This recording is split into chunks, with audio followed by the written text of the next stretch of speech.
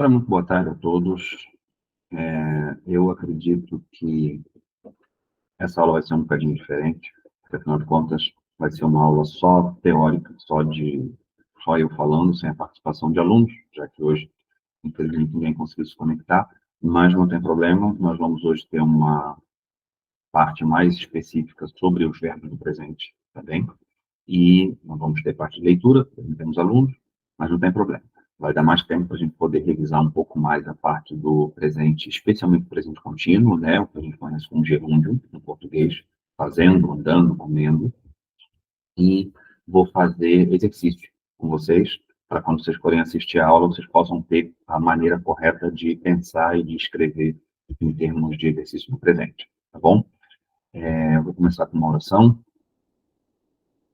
Senhor Deus, te dou graças, Pai, por esse momento em que eu posso gravar essa aula, partilhando um pouquinho, Senhor, do conhecimento que me deste sobre a língua inglesa, para que nós possamos também, Senhor, ter isso como ferramenta no nosso estudo, na pregação da Tua Palavra, como capacitação e aceleração de potencialidade na nossa vida, que possa servir, Senhor, esse conhecimento para a vida de cada um que vai assistir essa aula, que possa enriquecer, Senhor, a bagagem de conhecimento de cada um, que isso possa servir para abrir portas, oportunidades, não só de emprego secular, mas também oportunidades de conversar com pessoas, de partilhar o Evangelho, pessoas que têm saído de Portugal para poder trabalhar e atuar em outros locais, que isso possa também ajudar eles, Senhor. Então, Pai, por favor, peço a tua iluminação sobre mim agora, também sobre todos aqueles que vão assistir essa aula, sejam tocados pelo teu Espírito no sentido de poder absorver conhecimento e reter conhecimento. É o que eu te peço em nome do teu Filho Jesus. Amém. Bom, pessoal, na semana retrasada, eu deixei para vocês um material adicionado, né, porque 21 dias atrás, eu coloquei um exercício. Esse exercício era para ser feito até hoje. Só que, na semana retrasada, eu adicionei um outro documento, que é a maneira, algumas dicas sobre como fazer o presente contínuo, como fazer o gerúndio no inglês. Também alguns macetes, dependendo do tipo de verbo que nós vamos usar, como é que a gente faz com cada um. Então, eu vou começar com essa parte, tá bem? Como é que a gente trabalha com alguns casos específicos de presente contínuo, tá bom? Vou partilhar aqui com vocês a minha tela. Deixa eu ver aqui como é que a gente vai fazer isso. Regras do presente contínuo. Eu peço desculpa pela minha voz, mas é porque realmente, depois de uma noite de trabalho, alteração, né, frio, calor dentro do hotel, a garganta está indo embora. Mas tudo bem. Vamos lá.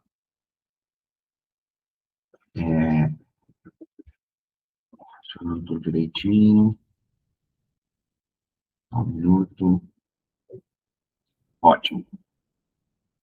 Então, nós temos aqui 3 regras básicas, ok? 1, 2 e 3, com algumas exceções em cada uma delas. Afinal de contas, o inglês é uma língua que é cheia das exceções, cheia das festinhas, das diferenças, e a gente vai ver um pouquinho sobre isso. Bom, só para recapitular, o Present Continuous Tense, ou tempo presente contínuo, mostra aquele tipo de ação instantânea que está acontecendo naquele instante, ok? Então, o que é que você está fazendo agora? Eu estou assistindo TV, eu estou comendo. Ou, aí depois a gente vai ver que o contínuo também existe no futuro, também existe no passado. Eu estava fazendo, eu estarei fazendo, né? Isso também acontece. A regra para fazer o verbo se transformar em continuous vai ser a mesma. Só o verbo auxiliar, né? Estou fazendo, estava fazendo. Da mesma forma como muda no português, vai mudar no inglês. Então, I am dancing, eu estou dançando. I was dancing, eu estava dançando. I will be dancing, eu estarei dançando. Então, o núcleo do verbo principal vai ser sempre o mesmo. Essas regras que nós vamos ver aqui vão funcionar da mesma forma para os três, passado, presente e futuro, tá bem? Nesse momento, nós só estamos vendo o passado, mas é bastante importante, bastante interessante vocês prendam isso na cabeça, que quando vocês forem fazer os outros verbos, os outros tempos verbais no contínuo, no gerúndio, também vai ser mais ou menos a mesma coisa, só vai mudar o verbo auxiliar, ok? Vamos lá. Primeira regra. Quando o tempo verbal, desculpem, quando o verbo principal termina na vogal e é precedido de consoante, retira-se a vogal e acrescenta-se o ing. Como é que funciona isso? Aqui nós temos 4 exemplos de verbos. To dance, to take, to make, to come. Dance é dançar, take é pegar, pegar com a mão, ou tomar, pode tomar alguma coisa, tomar um remédio, ou até levar alguém para algum lugar. Eu nem sequer coloquei esse aqui. Vou colocar também. Opa, levar. To make é aquele fazer ou preparar, também forçar alguém a fazer alguma coisa.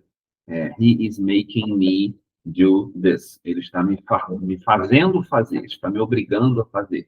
É esse o verbo aqui, to make, ok? E o verbo to come, que é vir ou chegar. Como é que isso funciona? Por que essa regra está aqui? Porque quando esses verbos, podem reparar, olha, aqui, retirando-se a última vogal, nós temos DANC, aqui TAK, ou TAK, né? MAK e COM. Todos esses radicais, digamos assim, né? Se a gente fosse pensar em português, a gente chamaria isso de radical, terminam com uma consoante. E logo depois, a vogal final vai ser a letra E. Nesses casos, nós vamos arrancar fora essa letra E e vamos enxertar o ing aqui direto. Por exemplo, aqui vai ficar dancing, taking, making, becoming. Ok? Verbo com última vogal sendo o E, precedida de consoante, cai o E e entra o ing direto. Exceção, é claro, sempre vai ter umazinha ou outra. Vou até colocar um sublinhado aqui. É o verbo to be. E, afinal de contas, é só isso, né? Be é. Se a gente tirar o E, ficaria being, né? Ficaria isso aqui. E está errado, ok? Essa aqui é a exceção dessa regra da última vogal sendo E precedida de consoante. Então, o sendo, estando, como gerúndio do verbo to be, né? Fica being, ok? O que é que não entra nessa regra? Por exemplo, deixa eu escrever aqui rapidinho, é o verbo to see. E todos aqueles que estão relacionados com ele. Por exemplo, o foresee, que é o prever, né? Aqui o verbo to see é ver. Às vezes pode ser usado como um sentido de compreender, né? Alguém está te explicando alguma coisa, você pode dizer I see, eu vejo, mas na verdade quer dizer eu compreendo, estou te acompanhando, eu te entendo, né?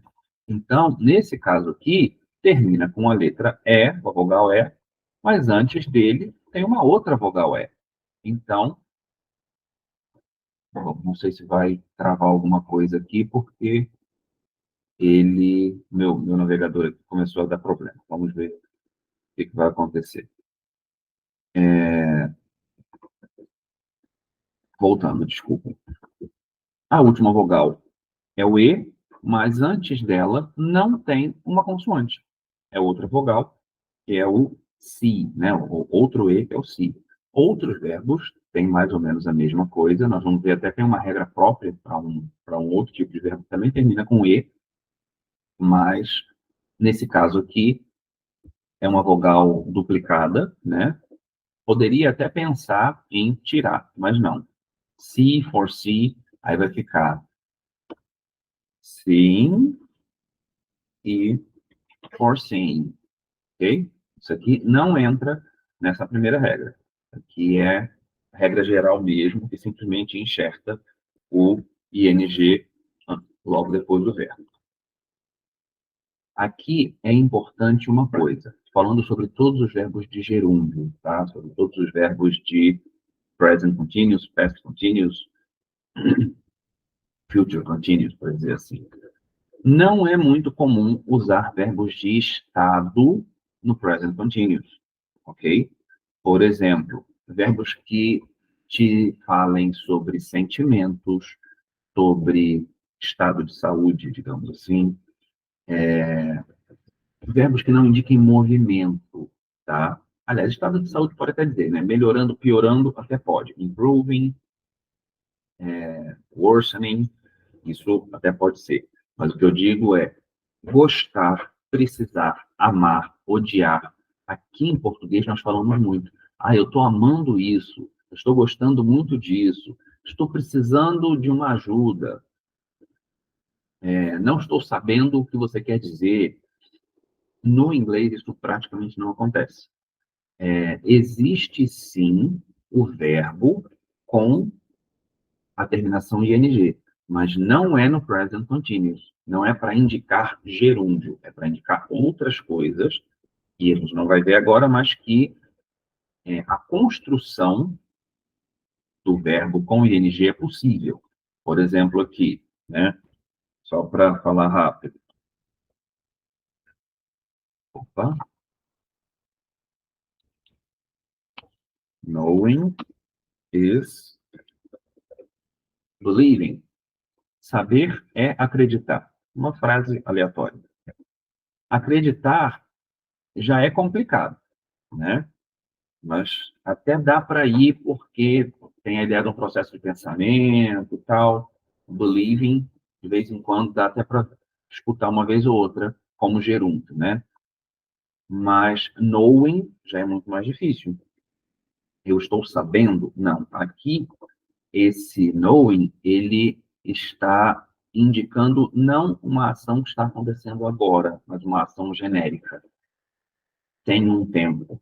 Né? É o saber, acreditar. Muitas vezes o infinitivo, que nós conhecemos aqui como infinitivo, no português, lá pode ser mostrado, em algumas ocasiões, bastante, na verdade, como se ele estivesse no gerúndio, como se ele estivesse no continuous tense.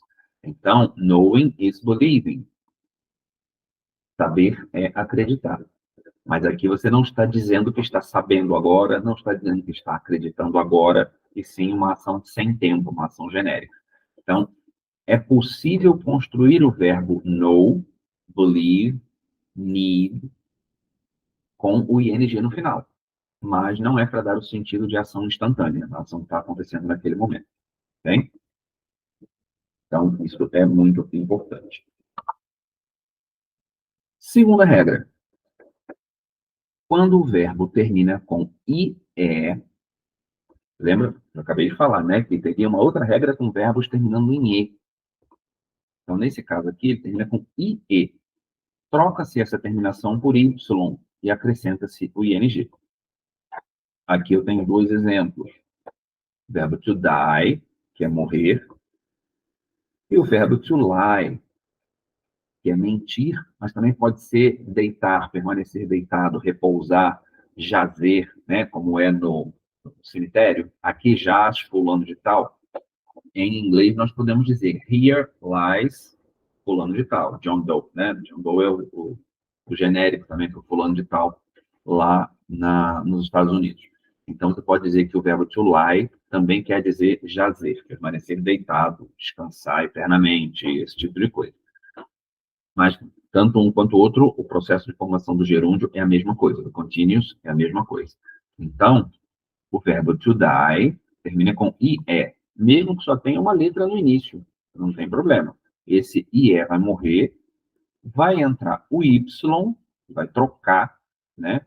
E, na verdade, se vocês pararem para pensar, o verbo to die, né, o IE, esse ditongo, vamos colocar com o termo brasileiro, né, em português, esse encontro consonantal, esse encontro vocálico, ele tem o mesmo som que, muitas vezes, o Y tem. No study, não, né? O estudar, esse Y do study é diferente. Mas, em muitas ocasiões, o Y funciona como I. O próprio nome da letra Y é Y, né? Termina com AI, digamos assim.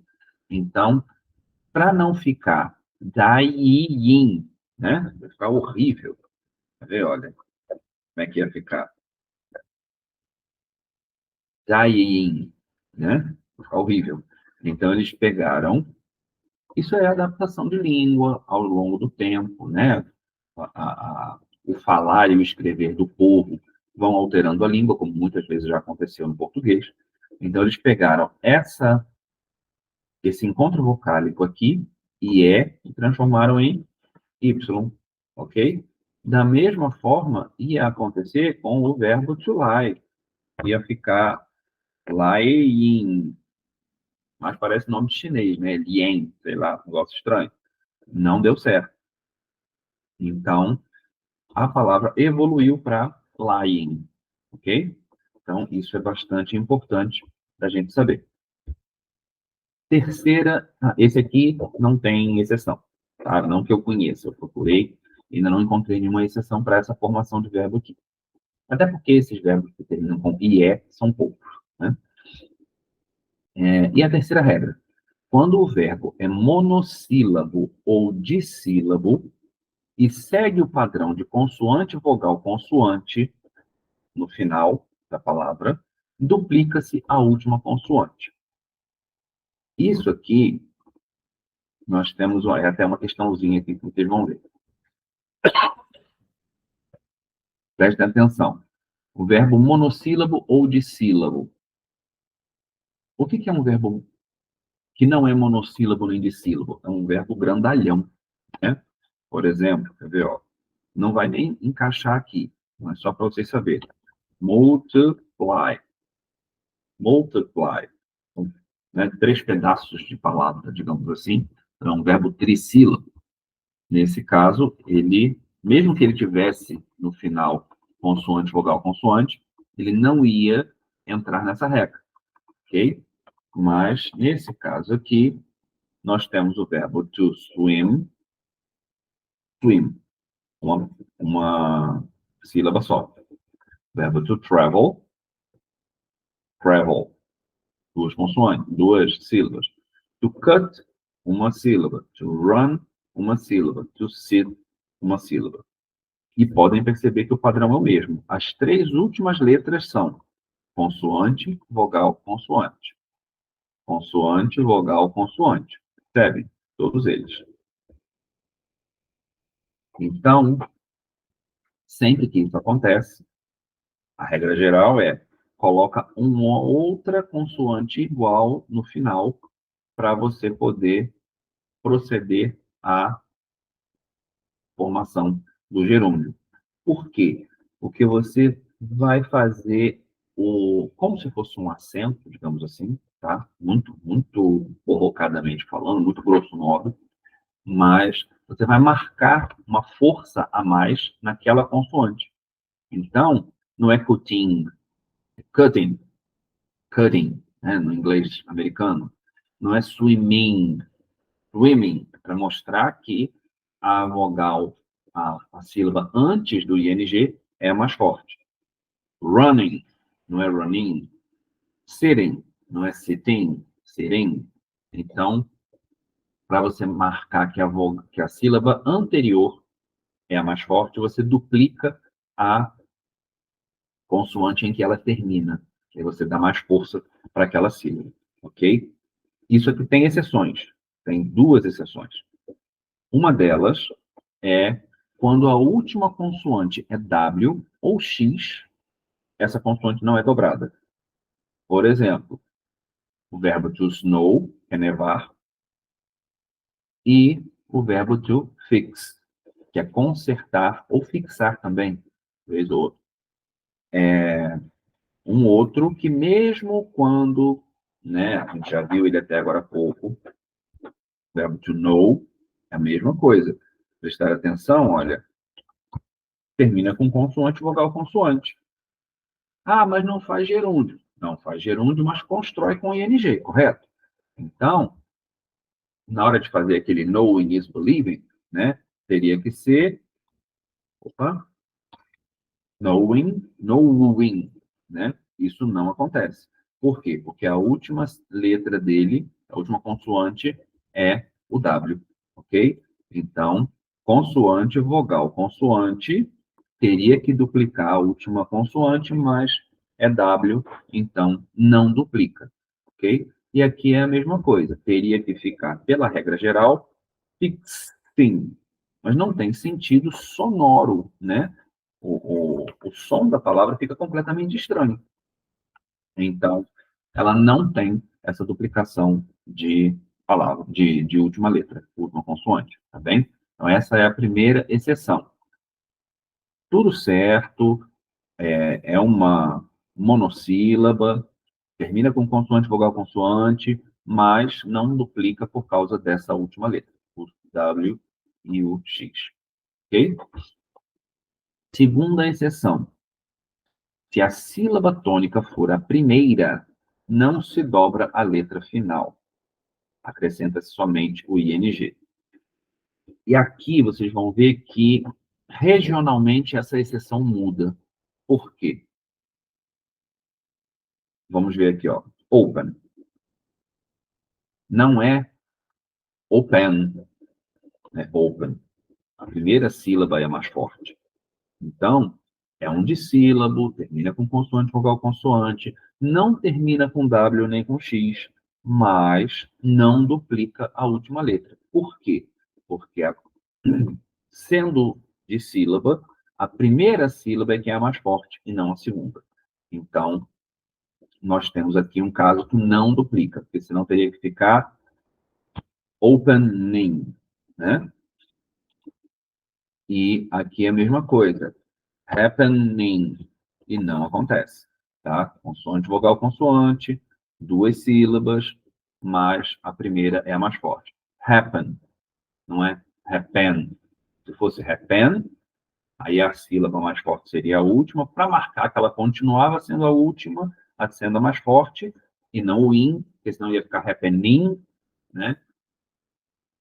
Só fazendo uma possibilidade remota. Se fosse fazer happening, né? Aí você vai ter uma duplicação para poder mostrar que essa sílaba é a mais forte, ok? Por exemplo, existe um verbo que é o verbo to pen. Ah, pen é caneta. É, pen é caneta. Mas existe o verbo chamado to pen. Querem ver aqui uma coisa? Só para eu ver se eu não estou errado. Mas eu vou ver aqui, ó. Só um minutinho. Para mostrar para vocês, porque a gente lê muito isso em livros, né? É,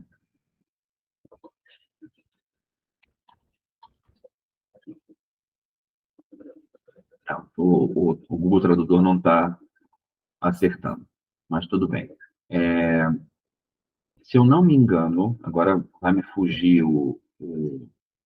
Ah, já sei, peraí.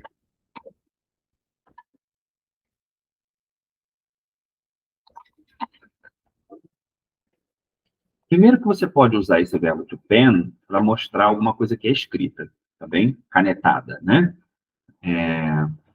Só que você também pode usar ele como se fosse pregar, uma coisa assim. Mas agora eu não vou me lembrar exatamente qual é o outro significado que eu queria, mas não tem problema. Existe o verbo to pen. O verbo to pen, ele é um monossílabo, então ele não vai se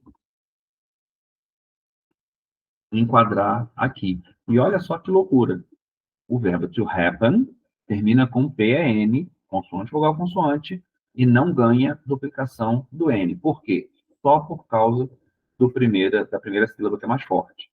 Então, a primeira sílaba vai continuar sendo mais forte. Happening, né? Happening, vai diminuindo. Então, a sílaba mais forte, no caso aqui, até tem uma duplicação de consoante, né? Nem sempre vai acontecer, mas nesse caso aqui acontece. Mas para mostrar que ela continua mais forte. Mas o verbo to pen, ele vai sim ganhar a segunda consoante, né? A consoante dobrada. Então vai ficar penning, ok? Por quê? Porque não tem nada antes dele para fazer uma sílaba mais forte do que a última, no caso, se fosse, né? Então, esse caso aqui, apesar de ser a mesma terminação do outro, esse aqui ganha a duplicação da consoante e esse aqui não ganha, ok? Então, deixa eu apagar aqui. Ora bem, nós então aqui conseguimos ver as partes principais das regras especiais da formação do contínuo, ok? As outras, basicamente, vai ser direto, tá? Por exemplo, study, vira studying, ok? Eat, eating, sleep, sleeping. É só colocar o ing no final da palavra. Como esse aqui são as regras gerais, é só enfiar direto. Quando não é a regra geral, são essas três regras que a gente vê aqui, tá bom? Então, olha, eu vou passar agora para uma segunda parte, que é fazer os exercícios propriamente ditos, tá bem? Então, olha, nós estamos aqui, folha de exercícios. Eu acredito que nós não vamos conseguir fazer todas, porque eu passei bastante exercício nessa folha, mas não tem problema, é ótimo. Depois a gente até continua em outro momento. Aqui estamos.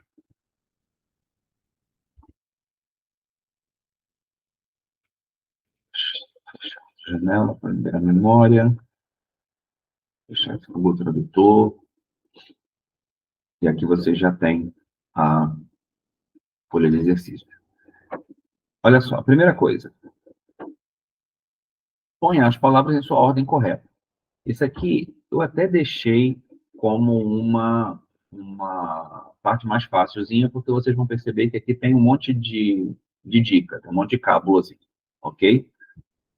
Por exemplo, example, breakfast, girl, having, is, they. Como é que nós vamos colocar isso aqui na ordem certa? Primeira coisa, mais fácil que existe, o que está com a letra maiúscula? Então, vai ser a primeira, iniciar a frase. The. Depois do artigo, normalmente vem o quê? O núcleo do sujeito, né? Que a gente diria em português. A parte mais importante, a palavra à qual o artigo se junta. No caso aqui, garota. The girl. O verbo no contínuo is having. Having what? Having breakfast. Está tomando pequeno almoço, café da manhã. Então, nós temos aqui, the girl is having breakfast. Ok? Então, aqui, olha. Is Paul to music listening? Ah, deixa eu fazer o seguinte. Antes de fazer isso aqui, eu vou dar uma revisada com vocês nas palavras. Porque, afinal de contas, tem palavras aqui que vocês já conhecem, mas outras que não. Então, para analisar primeiro o banco de palavras e depois a gente começar, propriamente dito, no exercício. Também esqueci dessa parte. Peço desculpa. Vamos lá. Answer é um daqueles verbos que eu já coloquei para vocês. Responder. Baby, bebê. Be, ser ou estar. Book, livro. Isso aí não estava no vocabulário inicial, mas essa todo mundo deve conhecer. Boy, menino. Breakfast, pequeno almoço.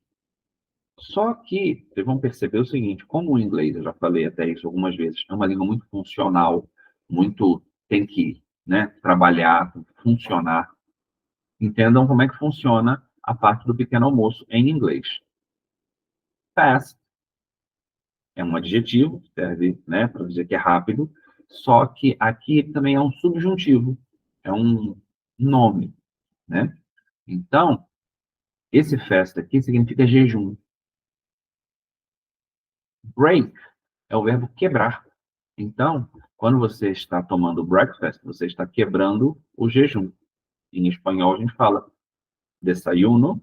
Em português também existe o desjejum, né? Você desfazer o jejum. Conhecemos pouco, mas existe. E eles lá usam com toda a naturalidade do mundo. Ah, o que você vai fazer? Vou quebrar o jejum. Vou tomar o meu quebra-jejum, né? Meu pequeno almoço, meu café da manhã. Verbo to bring, trazer. To buy, comprar. Call, chamar ou telefonar, né? Fazer uma chamada telefônica. Children, crianças. No caso aqui é o plural. Nós temos o child, e aí o som muda, né? O som da vogal I muda de acordo com a palavra. No singular é child, no plural é children, ok? Isso aqui deve ter a ver com o alemão, o plural do alemão também é feito assim com EN no final. O verbo to cry, chorar ou gritar, como gritar por ajuda, né?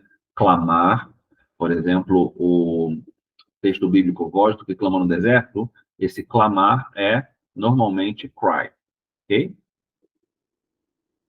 Dinner, jantar. Do, é o fazer mais simples. Drive, dirigir. Eat, comer. Every, todo.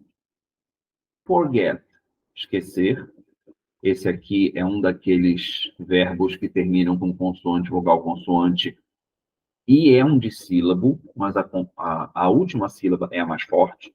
Então, só para fazer uma lembrança, ele aqui vai ganhar uma outra letra T, tá? Forgetting. Vou apagar aqui. From é a preposição de com ideia de origem, o desde, né? Tá vindo de lá para cá, from there to here, ok? Não é o de posse, por exemplo, este é o cão de minha irmã. Esse não é o from, tá? É o de origem. Game é jogo, a maioria das pessoas sabe. Get é conseguir ou obter. E olha só como é que uma preposição, né, um prefixo, muda completamente o sentido de um verbo. Get é conseguir ou obter. Forget é esquecer. A ideia desse for, a gente não vai ver agora, mas ele altera bem o sentido principal do verbo. Girl é menina. Give é dar. E no caso, o forgive, se eu meter aqui o for, né, antes do give, vira perdoar. Perdão, né? O verbo to forgive. Esse aqui, por exemplo, é um tipo de verbo que termina com consoante, última vogal é o E, então ele cai na regra geral, no caso ficaria given, ok? Vamos lá. O verbo to go, esse aqui, a formação dele do gerúndio é normal, going, ok? Guitar, violão ou guitarra. Have, ter ou tomar. Esse aqui entra no sumiço do E, né? Tome o E, entra o in. Home é a casa, mas com sentido de lar, onde as pessoas habitam. Não é a construção casa, tá? A construção casa é house. Quando você pensa mesmo nas paredes, telhado, fundação, é house. Quando você pensa em uma família morando, ou cheguei ao lugar onde eu pertenço, né? Cheguei a casa, então é home. E aqui, homework é o trabalho, work é trabalho, ou trabalhar, home, casa. Então, homework é a tarefa de casa, o trabalho de casa. Like é gostar, também entra no sumiço do E, a última letra antes dele é o capa. Listen Olha, esse aqui, o escutar, né? Qual é a mais forte? Listen, ou listen, dependendo de quem fala. Então, aqui, ele não é de sílabo, é consoante, vogal, consoante no final, mas ele não ganha o duplo N, porque é a sílaba antes dele que está a mais forte. Então, ele simplesmente entra listening, ok? E aqui, nós temos um listen que pede uma preposição, ele pede um complemento antes daquilo que você está escutando. Então, é listen to, é escutar. Listen to the voice, né? Escute a voz. Loudly é uma coisa que é feita de modo barulhento, de modo ruidoso. E loud é um barulho alto, uma voz alta. Loudly, esse LY faz o mente daqui do português, né? Ruidosamente, rapidamente. Normalmente, esse de modo rápido, de modo ruidoso, barulhento, é feito com o LY, tá? Transforma o adjetivo em advérbio. Lunch é almoço. Man é homem, fácil. Nut é noz, né? Fruto seco. Outside, do lado de fora, que é out é fora. Side é lado. Então, lado de fora. Ok? Simples também. Park é o parque. Também é usado o verbo to park, né? Estacionar. Só que nesse exercício aqui não vai aparecer o estacionar, só vai aparecer o parque mesmo, lugar de brincar, lugar de ficar ali na pracinha, tá? Play é jogar, tocar, brincar, né? Reproduzir uma música, tudo isso está aqui nesse play. Prepare, preparar. Esse aqui é um daqueles que a letra E some, né? Depois da consoante. Já o play, regra geral, porque não tem nada falando sobre o Y, ele entra o ING mesmo. Só para marcar aqui, playing, ok? E o preparing, certo? Mais à frente, esses a gente já viu no exercício, né? Put, que é colocar, putting. Run é correr. See é ver. E o now, no caso é o agora.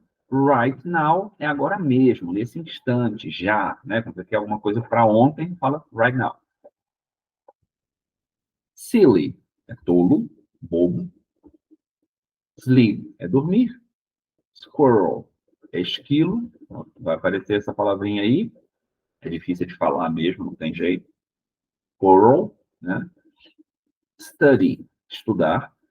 Talk, conversar. Aqui também entra o ING normal. Test, um teste é uma prova. Thing, coisa. E think é pensar. Então tem que tomar cuidado. Uma letrinha só, e são duas letras muito parecidas, né? A única diferença é que uma tem som e a outra não, mas é articulada no mesmo lugar. Think, thing, né? Mesma coisa. Mas um significa coisa, o outro significa pensar, do lado do pensamento. Today é hoje. To, tá? Desculpa, to tem dois sentidos, pode significar também ou pode significar demais. Normalmente, quando vem antes de um adjetivo ou antes de much, né? Too much é demais. Ou too fat, gordo demais. Too clever, inteligente demais, né? Mas também pode significar também. Então, quando você fala I want to go to, eu quero ir também, né? Junto com outras pessoas. Por aí vai. Travel, viajar. Aqui, eu peço até desculpa, gente. Eu esqueci de mencionar que esse travel, eu iniciei o assunto quando nós estávamos na folha de regras, mas eu não continuei. Esse travel, ele é um pouco controverso. Por quê? No inglês britânico, ele funciona de um jeito, o ing dele, o continuous dele, e no inglês americano funciona de outro jeito. Por quê? Porque a maneira de falar é diferente. Então, no inglês britânico, não se coloca o duplo N, o duplo L. Tá? Traveling fica só com um L. No inglês americano, traveling vira continuous com dois L's, tá bem? Como a gente está mexendo mais com o inglês americano, ele ganha o duplo L. Wait é o verbo esperar. No caso aqui, wait for é esperar por alguém, tá? Você pode falar simplesmente wait, espera, né? Pedir uma pessoa para esperar, parar ali onde ela está, ou não fazer alguma coisa, simplesmente wait. Ou espere por mim, me espere, aí o verbo ganha essa preposição e fala wait for me. Ok? Então, esperar, vou colocar aqui, esperar por. Ok? Walk é caminhar, né? Ir a pé mesmo. What é o que. Where é o onde. Aqui eu estou colocando várias interrogações para mostrar que realmente esses aqui são os pronomes interrogativos. No Brasil, em Portugal, né, no português, nós temos vários pronomes interrogativos que começam com QU. Quando, quem, qual, que, né? Alguns são um pouquinho diferentes. O onde, que vem do latim, que é quo, Q-U-O. Não sei nem por que virou onde, mas inicialmente, pelas línguas neolatinas, o onde começava da mesma maneira que o que, o qual, o quando e o quem. Então era a turma do QU, né? Acabou que ele mudou. E o como também era com QU. Só que ele evoluiu e virou C. Mas o que eu quero dizer é, no inglês, a predominância desses pronomes interrogativos é o WH. Olha, where, what é o que, who é o quem, why é o porquê, tudo com WH, né? Alguma coisinha modifica no how, por exemplo, que é o como, como é que as coisas acontecem, como de modo, de forma, né? É o how, como. Mas aqui eu nem coloquei ele aqui nesse exercício porque ele não vai entrar, né? Então não coloquei no vocabulário. Mas aqui é a turma dos pronomes interrogativos, ok? Woman é a mulher e work é trabalho ou trabalhar. Então, a partir disso aqui, todas essas palavras vão estar nos exercícios que nós vamos fazer agora, ok? Então, olha, voltando para o exemplo nosso, breakfast, que a gente não tinha visto ainda, né? Então, estamos vendo hoje. A menina está tomando pequeno almoço, está tomando café da manhã. O importante aqui é esse conjunto de verbo aqui, né? Is having, está tomando. Então, a menina é o centro da ação, né? O agente da ação. Is having é o verbo, no caso, está tomando, é uma locução verbal, um conjunto de verbo. Breakfast é aquilo que a menina está tomando, né? O objeto da ação da menina. Então, aqui ela está nessa ordem. A ordem da sentença no inglês para afirmações, só, as outras mudam. Para afirmações, a ordem das palavras no inglês é mais ou menos a mesma do português, tá? E a gente vai ver, por exemplo, que na interrogativa é diferente. Não, não, essa frase aqui, ela vai pelo mesmo caminho, ok? Então, olha, vamos aqui para a primeira. Is Paul to music listening? Aqui, de cábula, para ficar fácil mesmo, esses primeiros exercícios, né? O que nós temos aqui? Uma palavra com letra maiúscula e uma palavra com ponto no final.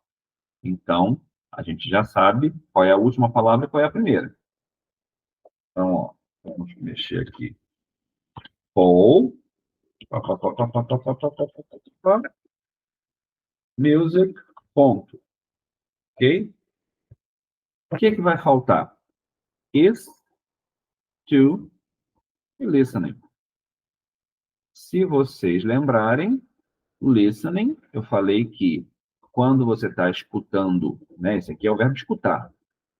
Quando você está escutando alguma coisa, você pode dizer simplesmente, hey, listen, escuta, presta atenção, né? Isso não pede preposição nenhuma. Mas quando você diz, listen to me, escuta a mim, me escuta, né? Em português ele fala me escuta, erradamente também, mas isso é outra história. No inglês sempre pede a preposição to. Então, está escutando a música, né? Como se fosse assim. Então, é o listening to. Ele pede, ele está escutando alguma coisa. Então, tem a preposição. E o is faz a locução verbal com o listening. Então, aqui, o que nós vamos fazer? Paul is listening to music. Ok? Isso aqui é a frase na sua ordem correta. O Paul está escutando música. Tá bem? Próxima. Aqui nós já temos uma interrogativa. E essa eu deixei mais... As interrogativas eu deixei um pouco mais complicadas. Por quê? Porque eu separei o ponto de interrogação da última palavra. E aí ele tem que pensar um pouquinho mais. Né? Vamos lá. A gente... aqui. Opa, quem é que está querendo entrar? Primo. Vamos ver se o primo entra. Tá me ouvindo, primo? Alô? Primo?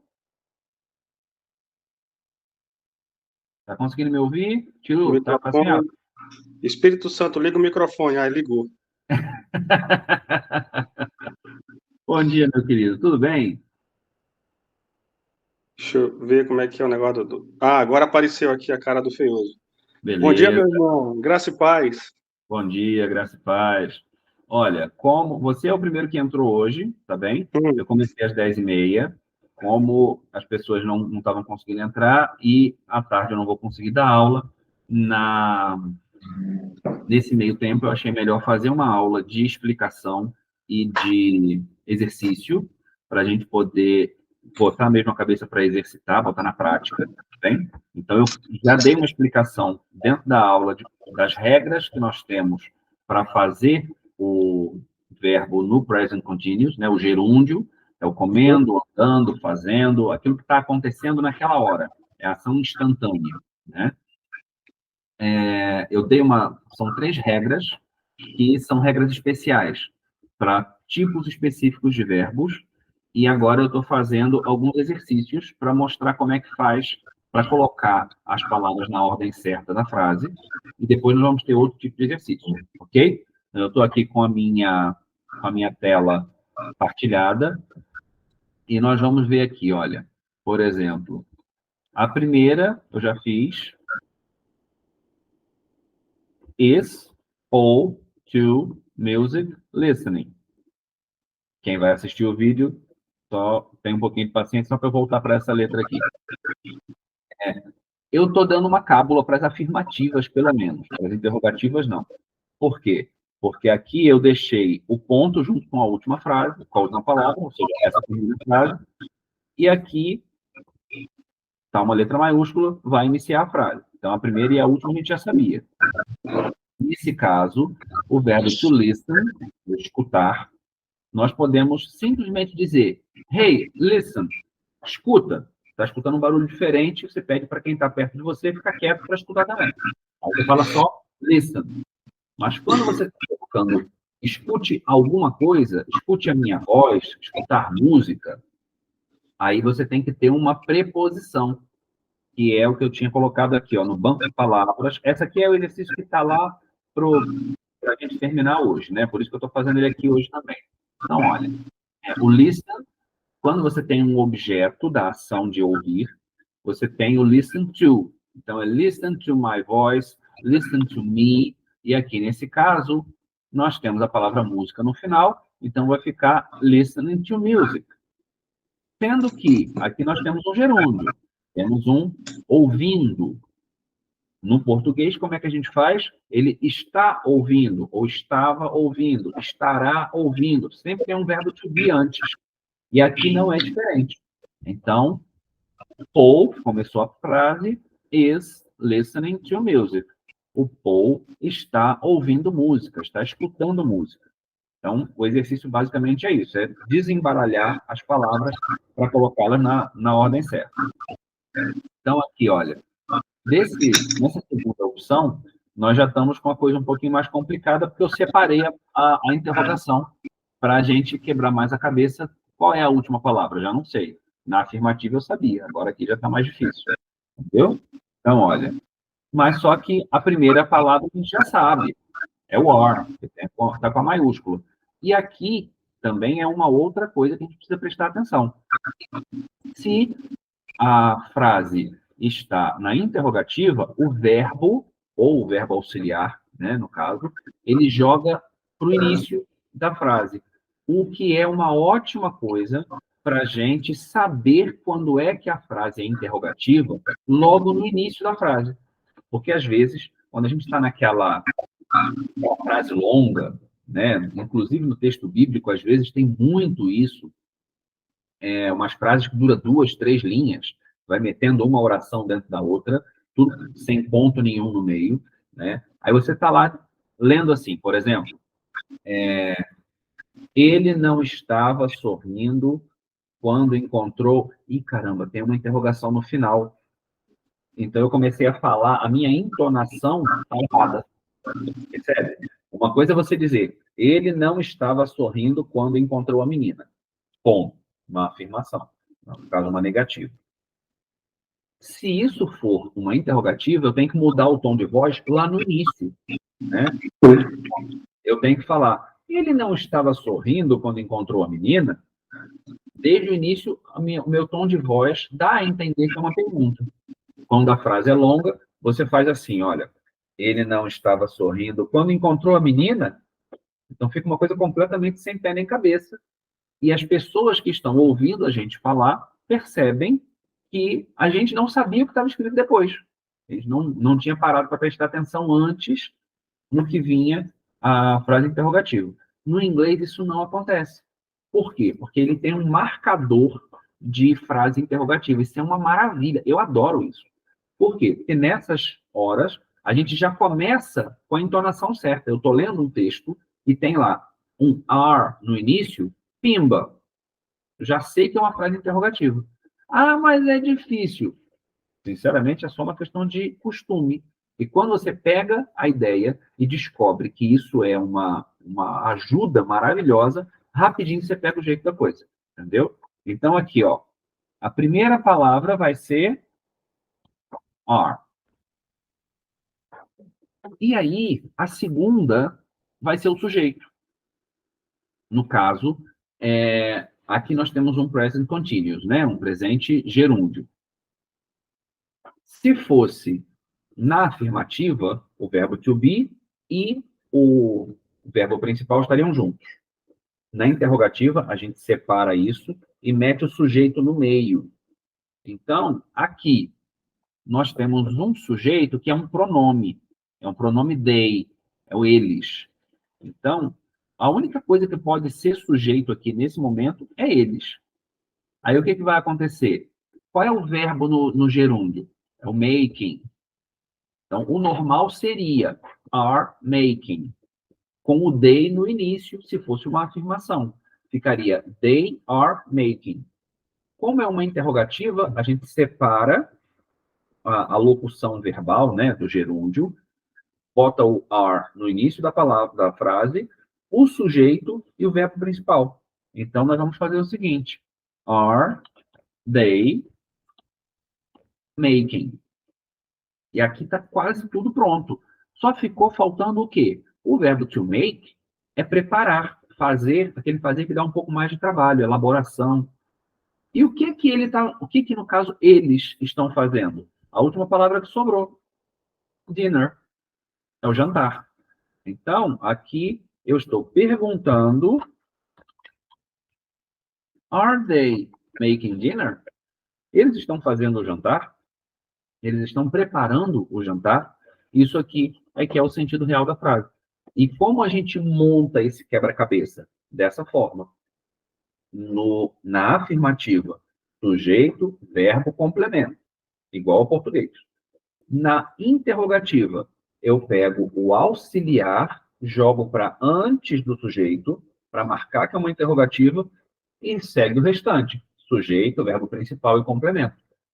Então, aqui a gente tem uma ajuda, uma cola, uma cábula, né, para nos mostrar que é uma frase interrogativa logo no início.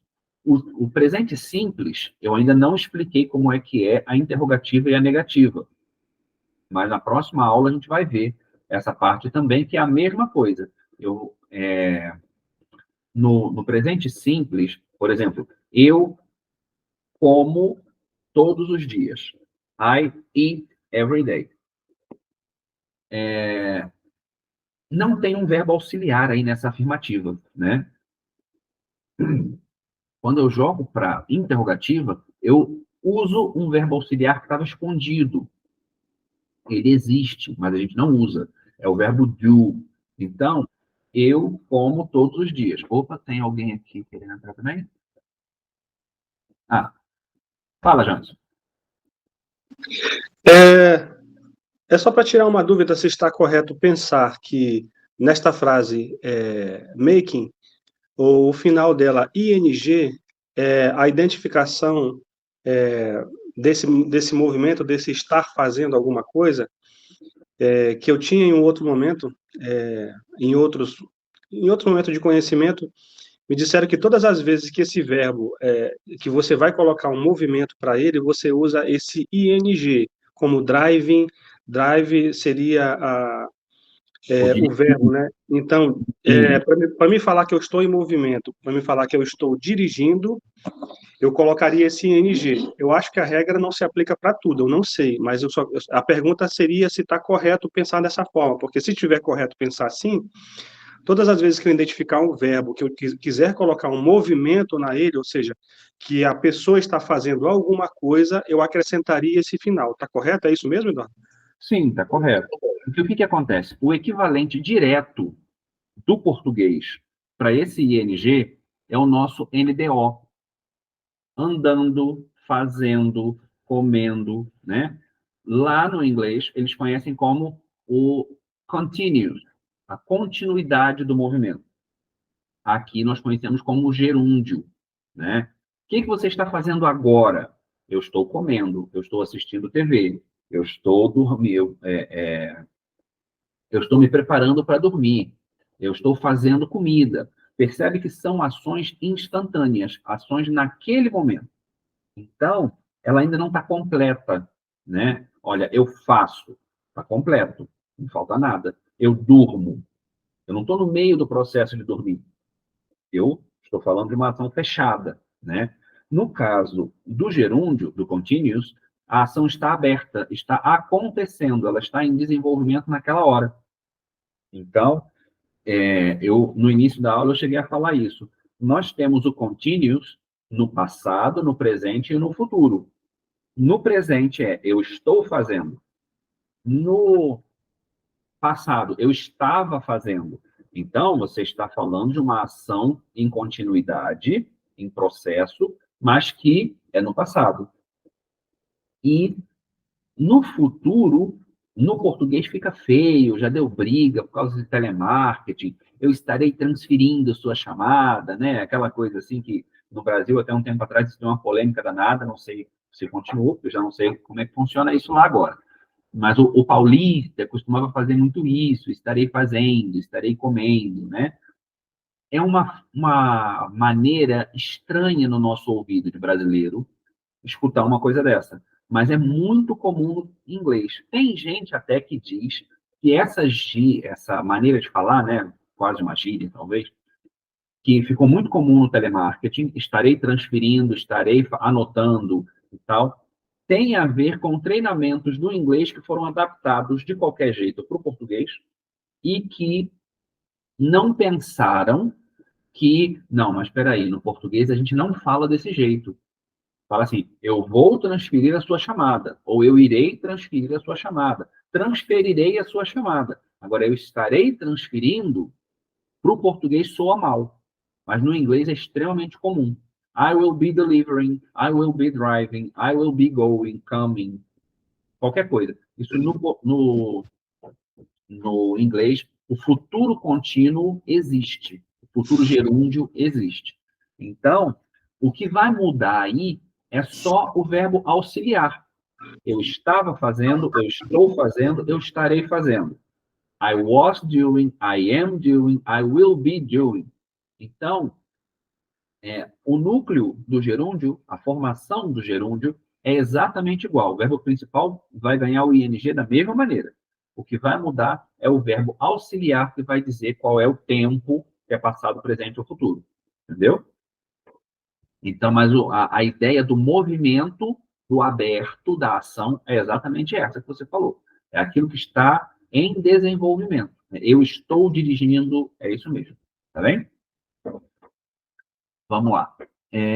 Voltando aqui para a folha. Então, olha, aqui eu tenho uma outra afirmativa, só que não é uma afirmativa positiva, é uma afirmativa negativa. Olha o not aqui, né? Então, aqui eu vou ter, de novo, a maiúscula, para mostrar o que está iniciando a frase, e o ponto junto com a última frase, com a última palavra da frase, desculpa. Então, aqui nós já vamos mexer aqui, ó.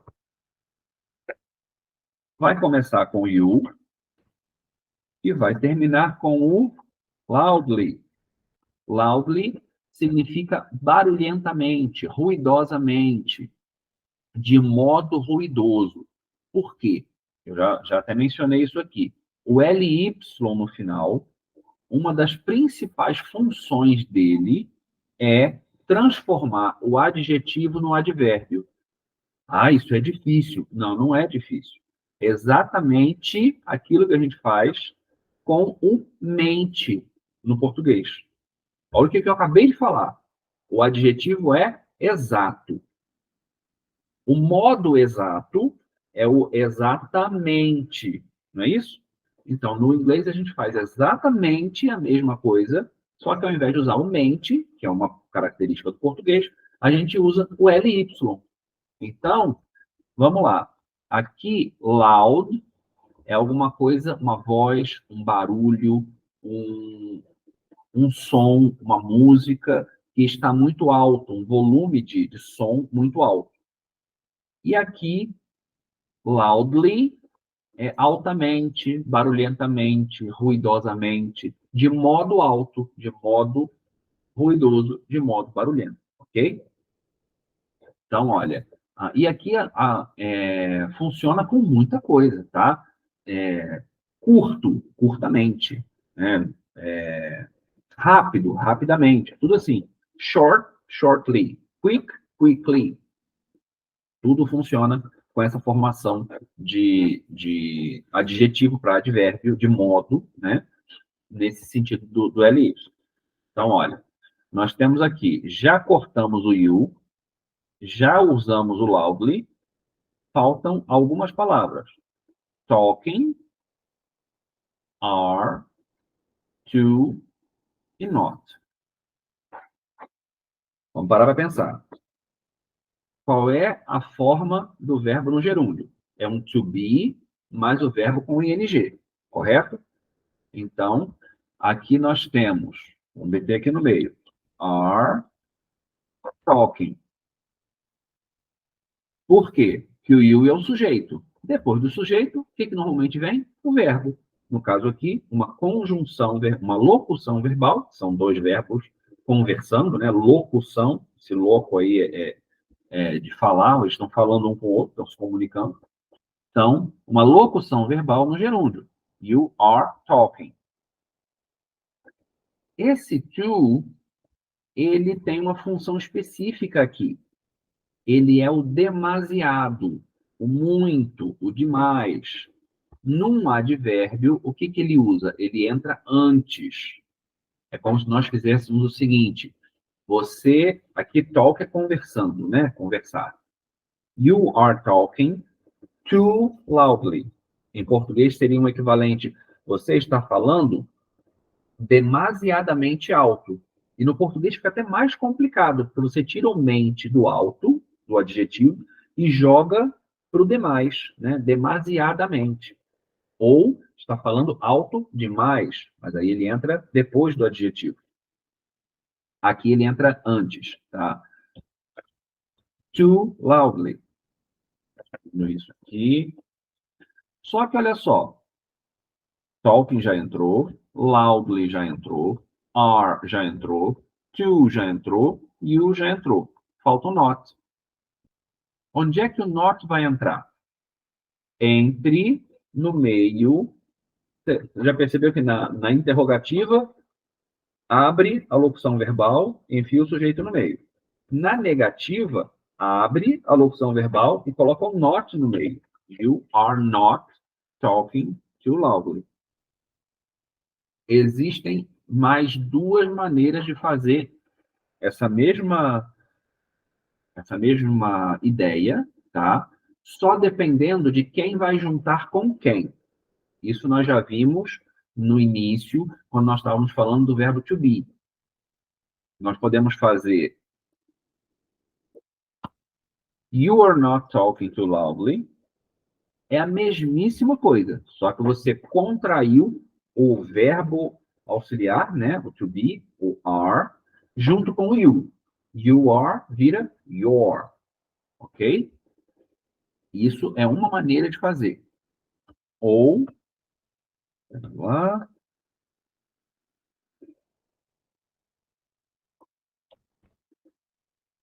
Opa, fiz errado. Quando a gente junta o verbo auxiliar com o not, fica aren't. É meio estranho de falar, mas é verdadeiro, é usado pra caramba. Então, temos que saber. You aren't talking too loudly. Percebe que a posição das palavras não mudou. Ninguém trocou de lugar com ninguém. Mas você pode fazer o verbo auxiliar contraído com not, ou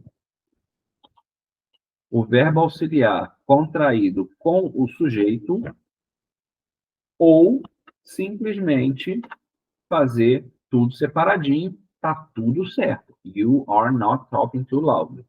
Isso aí, às vezes, depende do sentido que você quer dar, depende da velocidade com que você está falando, depende do seu humor, depende se você está querendo afirmar com muita categoria, né? Você está querendo ser categórico. Por exemplo, você pode, quando você está irritado, né? Você está assim, se controlando para falar aquelas palavrinhas todas na ordem certinha, porque se você não falar devagar, você vai acabar atropelando a pessoa com palavra. Aí você fala assim, você não está conversando alto demais. Você separa tudo certinho, né? Aqui é mais ou menos a mesma coisa. You are not talking too loudly. Então, um a um, as palavras vão saindo assim para marcar todas elas. É claro que nesse exemplo, né, não é uma coisa que vai passar uma ideia de mau humor, ou de a pessoa tem que se controlar, mas isso é só um exemplo genérico. Mas o que acontece é isso. Pode jogar para um lado, a contração, pode jogar para o outro, ou pode deixar tudo separado, dá na mesma. Vamos lá, próximo. Are you waiting for who e a interrogação? Ou seja, nós temos aqui um pronome interrogativo. Aqui eu já falei agora há pouco que no português a gente tem a turma do QU, né? Quando, qual, quem, que. Antigamente o como era diferente, tinha QU. O onde vem do latim quo, também é QU. Então, os pronomes interrogativos no português ou tem QU ou vieram do QU. No inglês, é a turma do WH. Aqui nós temos o onde é o where, o why é o porquê da pergunta, o porquê da resposta é outro, o quem é o who, o que é o what, quem muda um pouquinho é o how, que é só H, não tem WH, né, que é o como da pergunta. Vamos pensar na ordem das coisas. Olha só, sujeito, verbo e complemento. Aqui nós temos o complemento está no início, porque isso aqui não é o sujeito. Preste atenção. A interrogação está aqui, né? É a última.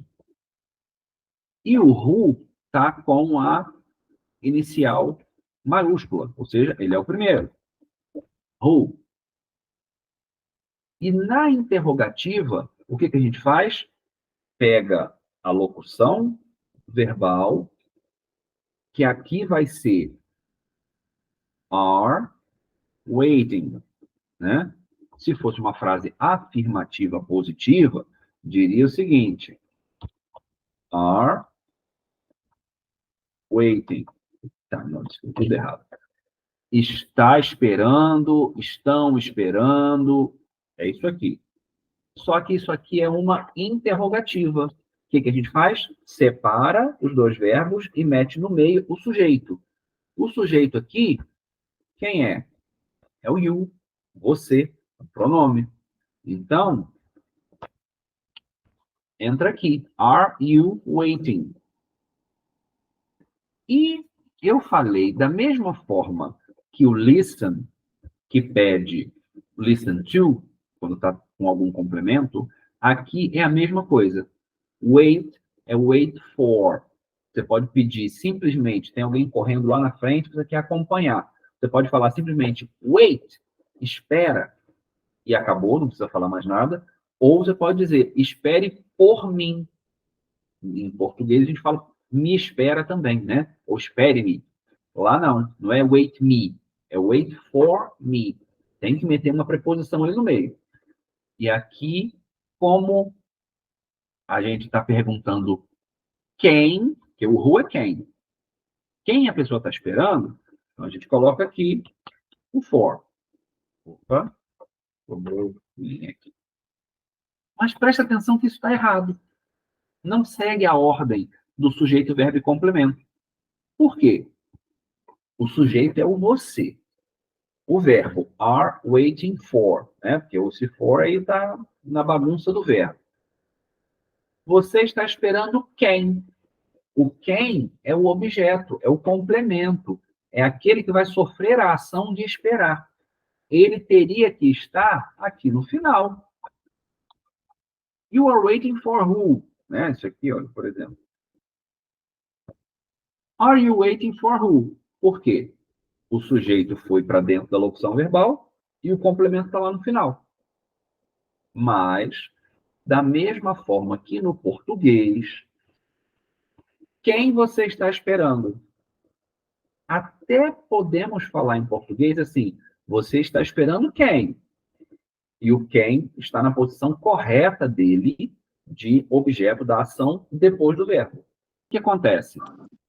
No caso do português, também acontece a mesma coisa. O pronome interrogativo, muitas vezes, vai para o início da frase. E aí é basicamente a única maneira, a única ocasião em que a gente sabe que aquela pergunta, no português, é realmente uma pergunta, porque tem um pronome interrogativo no início. Quem você está esperando? O que você está fazendo? Para onde você vai? Aí, quando tem esse pronome, você já tem a ideia de que é uma interrogação. Mas no português, dependendo da região, dependendo da idade da pessoa, né, dependendo da ênfase que a gente quer dar, a gente também pode falar, você está fazendo o quê? Você vai aonde? E o pronome interrogativo volta para o lugar de complemento. A posição, né, na frase de complemento, que é original dele. Só que no inglês é mais raro isso acontecer. No inglês, o mais normal é que a gente coloque o pronome interrogativo no início. Só quando a pessoa está muito espantada, por exemplo, com o que está acontecendo, é que ela fala assim, por exemplo, you are doing what? Né? Aí aquele what, ou o who, ou o where, quando é aquele lugar inesperado, para onde você nunca imaginaria que a pessoa vai, aí ela fala assim, eu estou indo para Marte. Você está indo para onde? né? Quando você está naquele setor, daquela ocasião de incredulidade, aí você coloca o pronome interrogativo no final.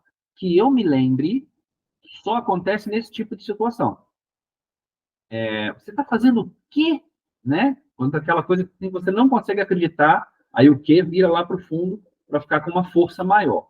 Mas o normal é colocar no início. Então, nós aqui vamos fazer assim. Who, quem, are you waiting for? Ou seja, quem você está esperando? No caso aqui, no inglês americano, e aí é uma outra coisa que a gente precisa marcar, às vezes o inglês britânico não gosta dessa preposição aqui no final da frase, tá? Eles têm uma outra maneira de usar. Não vou mexer nisso agora porque é mais complicado. Mas quando o verbo pede uma preposição por causa do complemento, por causa do objeto, no inglês americano, o mais normal é colocar a preposição depois do verbo, tá? Mas existe uma outra ocasião em que isso é diferente, mas é raro e não vale a pena mencionar aqui em detalhe. Só para mostrar para vocês que pode acontecer. Às vezes vem aqui no início, mas é raro. O normal é isso. Pronome interrogativo, verbo auxiliar, sujeito, verbo e preposição. Tá bom? Pronto. Mais uma opção aqui, mais um exercício. Aqui também é fácil. Ó, primeira frase, primeira letra com maiúscula é a primeira palavra, tá? Do início da frase. She. Final está com ponto. Homework. O que falta? Her doing is. No final das contas, o que a gente faz? Aquela velha história da locução verbal. Is doing. É o verbo auxiliar e o verbo principal com ing. Está fazendo, né? O do é fazer. Ela está fazendo. Só que ficou faltando essa palavra aqui. É o pronome her, que nesse caso é o dela, é o possessivo. Então, ela está fazendo o trabalho de casa, isso aqui é homework, homework é trabalho de casa, tarefa de casa, TPC, né, o que quiser falar, só que aí é o dela, não está fazendo o trabalho de casa de nenhuma outra pessoa. Às vezes acontece, né? Aquele garoto pirata pede para alguém fazer o seu exercício e tal. Não, ela está fazendo o dever de casa dela. Então, o possessivo, normalmente, maior parte dos casos, ele vem antes do objeto. Não é que nem a gente. Por exemplo, ela está fazendo o trabalho de casa dela, né? No coloquial, no português, é o que mais acontece a gente fazer. Quando é dele, dela, deles, nesses três casos, delas, né, também, claro, nós tendemos a colocar depois do objeto. Por exemplo, ela está fazendo o trabalho de casa dela.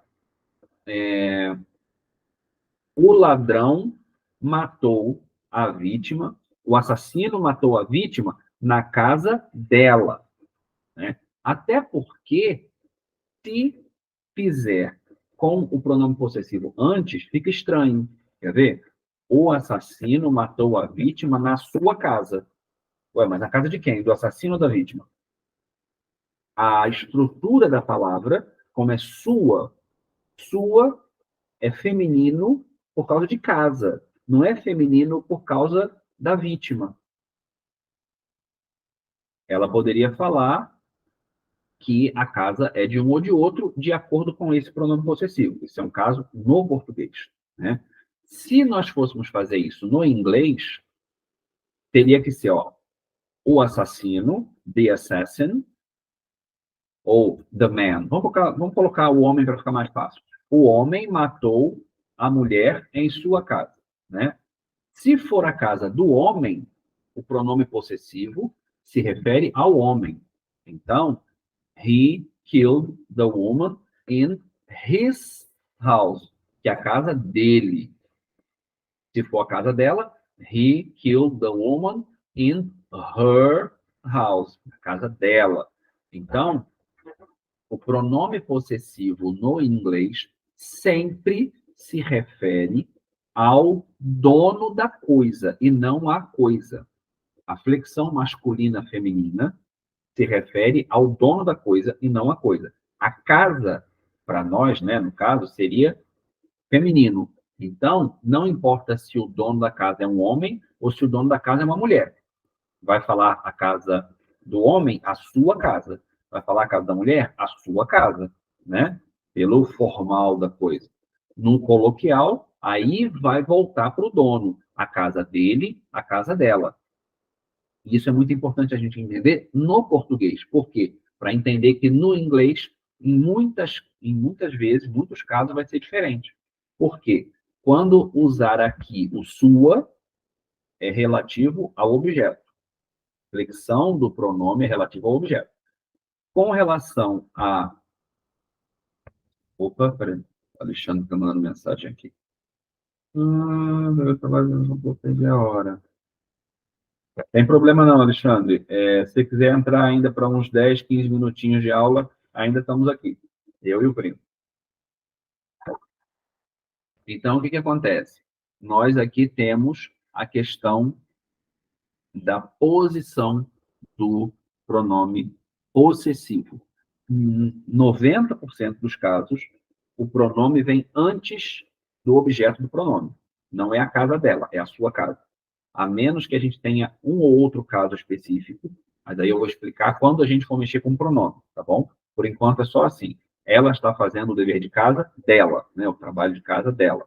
Aí entra o her antes do homework. Não é depois. Não é aqui, ok? She is doing her homework. Próxima. Essa aqui também é fácil, que está na afirmativa. Primeira palavra, we. Opa, desculpa. Esqueci de clicar no lugar certo. We. Última palavra, park.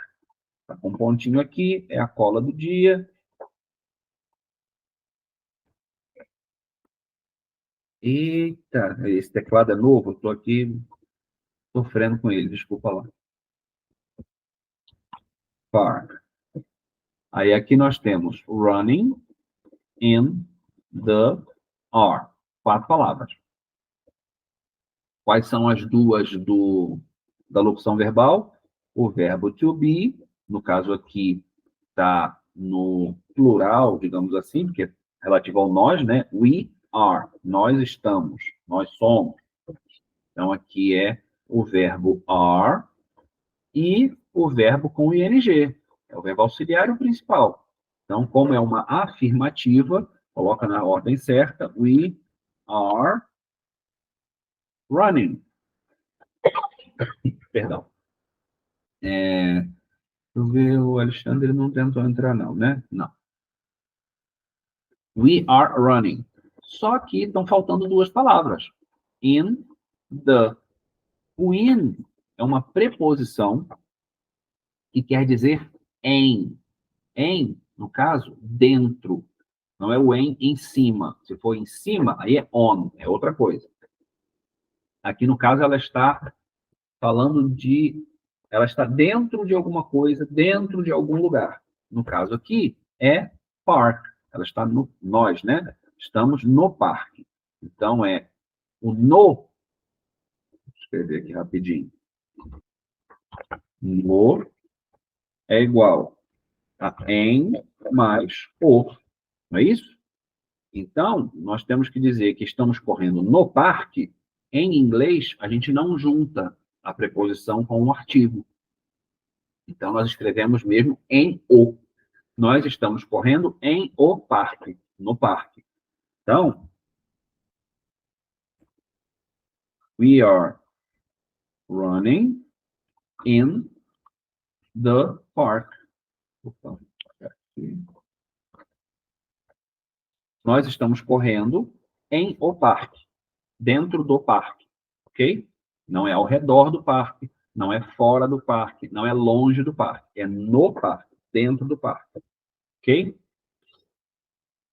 Vamos lá. Próximo. Essa aqui é uma interrogativa negativa. Percebam aqui, ó. Aren't. O que eu falei lá em cima? Que é o are junto com o not. Isso a gente já viu na lição inicial lá atrás no verbo to be. Então, are, not, aren't.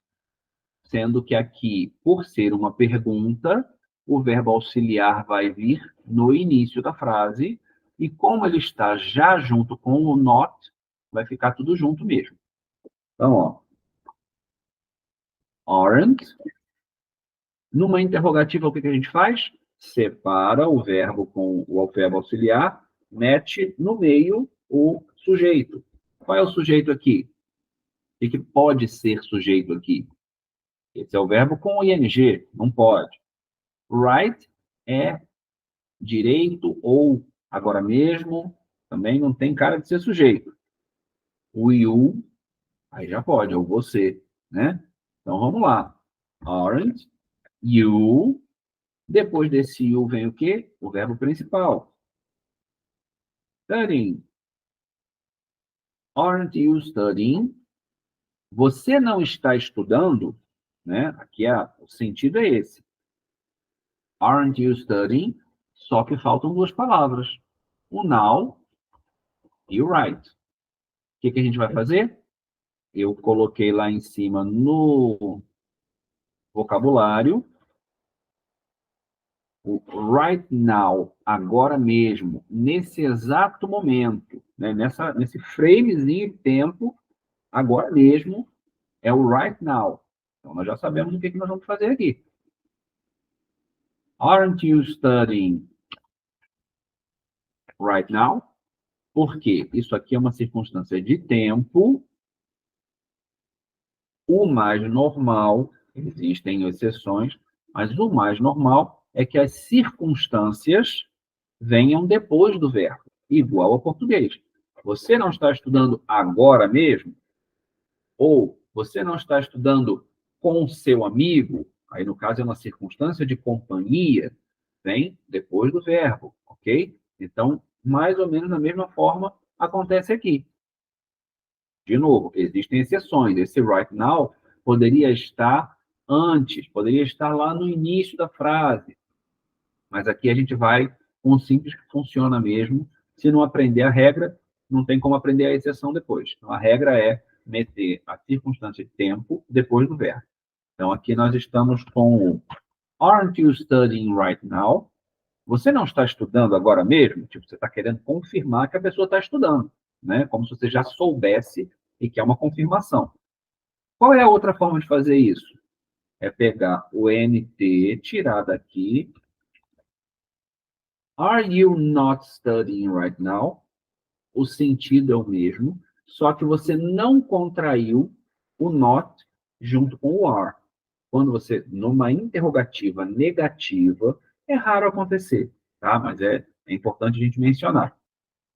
Numa frase que é interrogativa negativa, se você não meter a contração do not junto com o are fica sozinho antes do sujeito. E o not vai para depois do sujeito. Porque, ó, vamos pensar se isso aqui fosse uma afirmativa negativa, né? Vamos mudar isso aqui. Se isso aqui fosse uma afirmativa negativa, seria assim: You are not studying right now. Certo? Poderia, que nem ali atrás, aqui, ó. Deixa eu ver. O you are not talking too loudly. Você está não, né? Em português a gente fala você não está. Ele não está. Em inglês a gente fala você está não, ele está não, nós estamos não, we are not, he is not, ok? E aí, nesse caso, em que o o verbo to be não está contraído com o not, eles estão separados, e eu quero transformar isso numa interrogativa, eu só vou pegar para cá o are. Se estivesse contraído, se estivesse assim, teclado, se estivesse assim, o que ia acontecer? Eu jogava tudo. Aren't you studying right now? Se estivesse separado, o not ia ficar junto com o studying. Ok? Muito importante ver isso.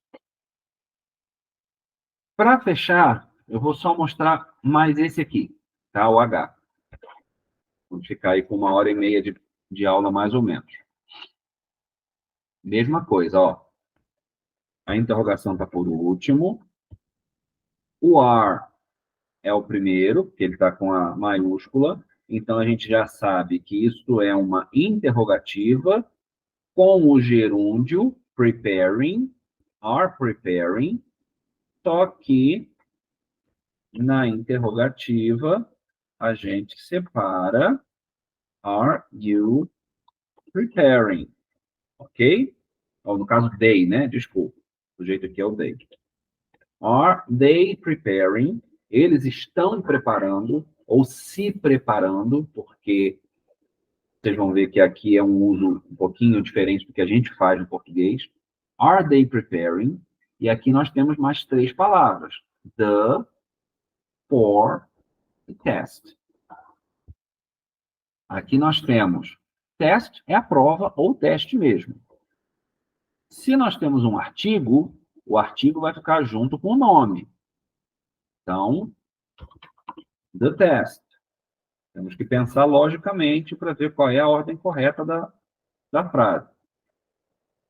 E aqui a gente até poderia pensar, se fosse outra situação, que eles estão preparando o teste.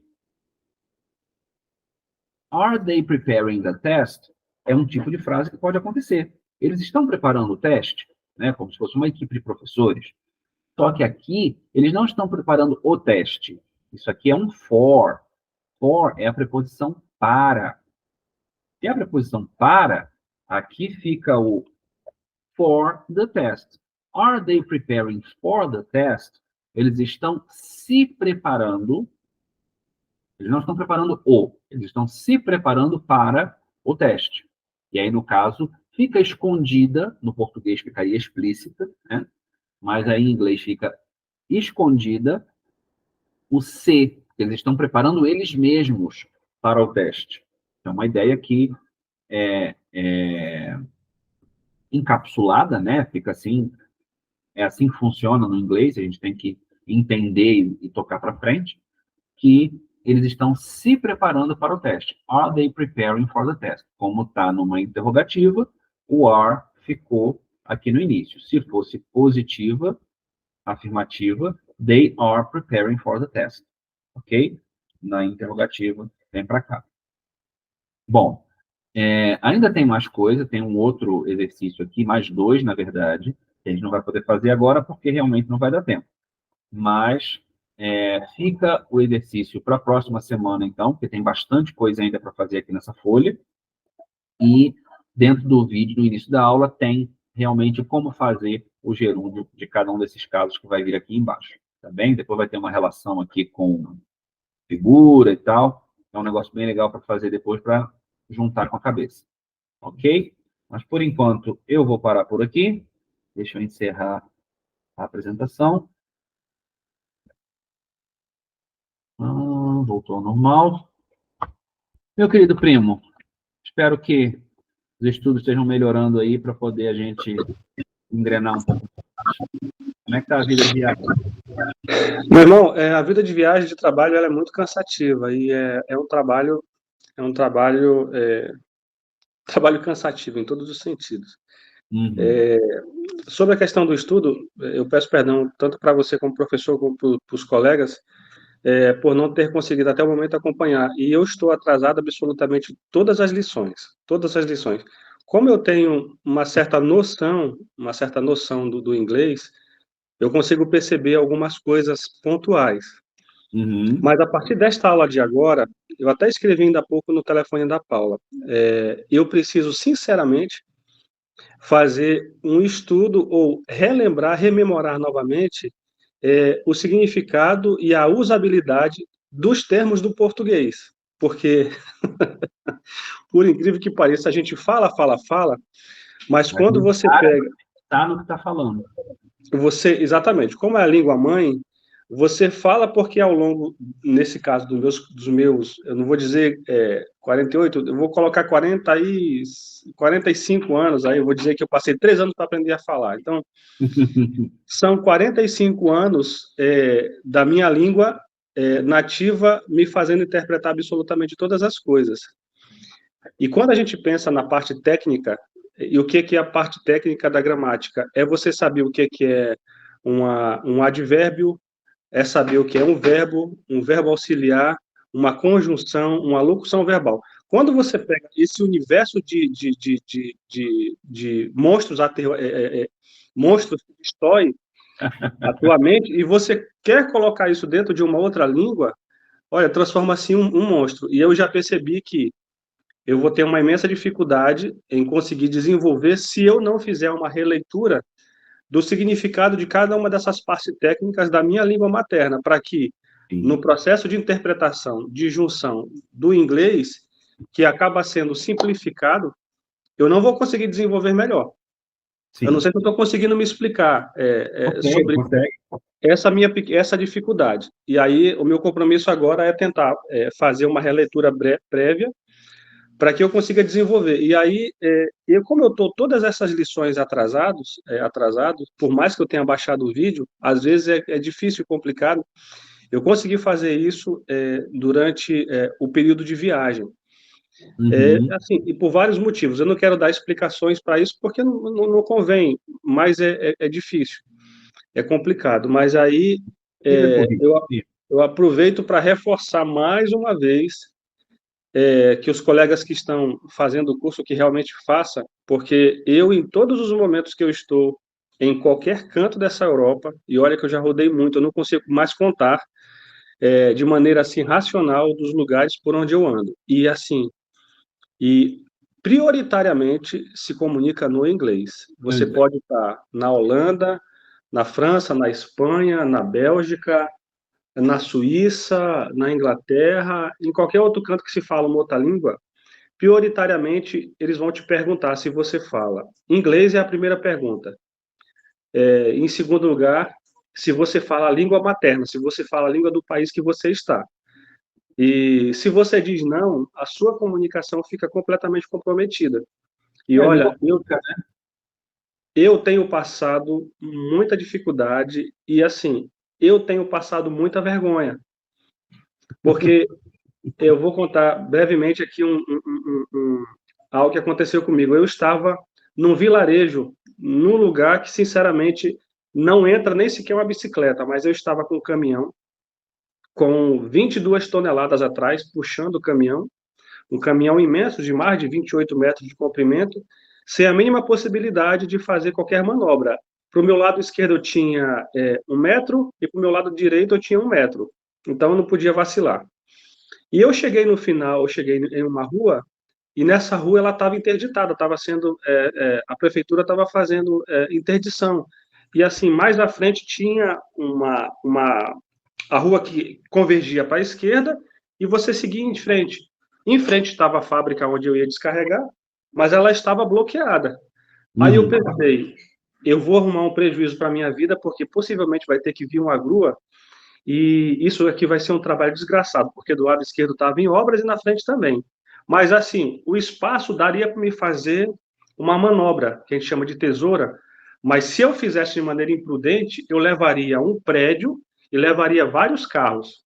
Nossa. Olha, dentro da Alemanha, Deus, Jesus Cristo é tão bom, tão maravilhoso, que cuida dos seus filhos onde quer que estejam, que, para minha surpresa, no meio da rua tinha um senhor de aproximadamente 68 anos de idade. E ele era borracheiro. estava trocando o pneu de um carro e tinha a senhora dele, que estava numa borracharia, que tinha 1 metro quadrado. Eu desci, liguei o pisca do caminhão, desci do caminhão e fui perguntar para ela. Assim, num francês, meu meio que dá vergonha, para qualquer professor de francês escutar. E aí, logicamente, como todo bom alemão, ela nem abriu a boca para falar comigo, ela só fez apontar para o esposo. Né? O patriarcado na Europa continua sendo, em primeiro lugar, a linha de comunicação. Mulher não conversa com homem, homem conversa com homem e mulher conversa com mulher. Ponto final, acabou. O que você entende nas cidades maiores é uma outra história. Mas nos interiores, nas cidades um pouco menores, mulher não olha para homem, enfim. E eu automaticamente entendi o gesto dela e fui conversar com o senhor. O senhor já se levantou, estava no chão, ajeitando a roda, e aí eu perguntei para ele naquele francês, que não parece nem com francês arcaico. E ele não entendeu muito bem a minha frase. A internet estava ruim, o meu Google Tradutor não estava funcionando. Aí ele perguntou, do you speak English? Aí eu falei assim, olha a frase que eu construí. No. Aí ele perguntou, hablas espanhol? Aí eu falei, no. Aí ele falou assim, vous parlez français? Aí eu falei, ah. Aí ele pegou e falou na língua dele, mas eu entendi, no alemão. O que um homem faz no interior da Alemanha sem conseguir falar pelo menos esses 3 idiomas? Isso foi um tapa tão grande na minha cara, a vergonha tão grande, que um senhor alemão de 60 e poucos anos de idade, um borracheiro, fala 4 línguas. 4 línguas. Ele fala o alemão, ele fala o francês, ele fala o espanhol e ele fala o francês. Eu já falei, né? Mas, enfim. Inglês, francês. Desculpa, o inglês. E aí, o que foi que ele me falou? Ora, ele me falava no francês, que eu entendi um pouco melhor, ora, ele me falava no inglês. Aí, esse senhor foi quem me ajudou a fazer a manobra, a rodar um caminhão no espaço que era impossível de manobrar e sair de lá. E a partir dali, ele pegou o Google Maps do telefone dele e me apontou os lugares onde eu tinha que passar para poder fazer a volta de mais ou menos uns 40 quilômetros para poder chegar na fábrica. Meu Deus, que loucura. Isso foi na Alemanha. Quando você chega em determinados lugares da Inglaterra, se for um pouco mais ali para a parte do norte, um pouco mais perto ali da região marítima, você vai encontrar já um inglês um pouco mais bruto, né? Um cara sem paciência. E aí, dessa última viagem para cá, eu fui em Sully Hill, rapaz, eu tive que passar umas dores de cabeça lá com inglês meio carrancudo, mas aí ele se desarmou quando eu peguei o meu Google Tradutor, começou a funcionar, eu falei que eu não falava inglês, e eu precisava de ajuda a encontrar o endereço, e eu precisava descarregar, que eu estava com 16 toneladas atrás. Aí ele percebeu que realmente eu estava ali, não tinha percebido o endereço que tinham me passado, e aí eu perguntei para ele, usando o Google Tradutor, olha só que vergonha, se ele poderia me indicar o endereço. Aí eu liguei o telefone do Google Tradutor, ele falou, converti para o português, aí eu fui entender mais ou menos onde era. Onde eu quero chegar com essa conversa toda, para não tomar o tempo de todo mundo, é que o inglês realmente continuará sendo, durante muitos e muitos anos, a língua universal, e se você conseguir ter uma boa comunicação, você consegue fazer o que você quiser nessa Europa. Eu digo para a gente que é estrangeiro, né? Sim, sim. Mas é isso mesmo, não tem jeito. O inglês, ele é uma ferramenta poderosíssima, né? E, inclusive, quando há oportunidade, né, de nós estarmos, por exemplo, com um visitante estrangeiro na igreja, ou quando nós formos para algum local, como você vai toda semana, de poder evangelizar em inglês. Sim. Conhecer Bíblia em inglês. É por isso que foi a premissa inicial do curso, é isso, é inglês com Bíblia. Para a gente poder saber em que terreno a gente está pisando na Bíblia quando fala em inglês. Então, nesse momento, a gente está mexendo mais com gramática, mais como é que funciona o verbo to be, o presente e tal, mas o objetivo é o mais rápido possível a gente voltar para o texto bíblico. Por quê? Porque a gente tem que conhecer a razão da nossa fé numa outra língua, para a gente poder evangelizar numa outra língua quando tivermos oportunidade. Né? Então, assim, o que eu espero é que a gente consiga desenvolver mais essa parte e destravar a boca. Porque tem muita gente que entende tudo, lê tudo, mas na hora de abrir a boca... De construir... o problema, Eduardo, eu acho que é justamente o poder que a língua-mãe tem sobre a nossa mente, de traçar uma lógica de você tentar fazer a construção de uma frase baseada na tua língua materna. Por exemplo, ontem eu estava explicando para a Júlia que para a Júlia e para a Gabriela, se elas aproveitarem o máximo que as escolas de Portugal possam ofertar, no sentido de estudar o inglês, elas conseguirão sair de lá falando. E depois daí é só treinar, porque a oportunidade que os alunos têm por aqui é muito maior do que tem no Brasil. Aí eu falei assim, imagina que nós iremos visitar algum país da Europa, vamos visitar, por exemplo, a Inglaterra ou a França, e vocês precisam nos ajudar porque a gente não fala inglês. Como é que você vai chegar numa farmácia e vai falar assim, senhor, senhora, eu preciso de um medicamento porque a minha mãe está com dor de cabeça. Se eu tiver que pegar essa construção de oratória, de frase, e transferir para o inglês, talvez eu consiga sintetizar, reduzir isso. Mas como é que eu vou me comunicar? Olha, eu preciso tomar água, eu estou passando mal, eu preciso de ajuda. Por favor, aonde fica o prédio fulano de tal? Como eu consigo atravessar a rua? Por favor, você pode me dar um copo d'água, um refrigerante, qualquer coisa. Uma construção de frase, ela acaba sendo um tormento, um gigante, acaba sendo um monstro para quem não consegue fazer essa junção de coisas numa outra língua. Sim. Bom dia para todos aí, desculpa aí o atraso. Chegou com o amém, tá tranquilo. Falando sobre isso que o primo está falando aí, construir a frase. Uma massagem, pai, assim, ó. Cartãozinho, os flashcards. Dor de viado. Tem ajudado bastante. Flashcard é muito bom. Tá doendo, tá crescendo.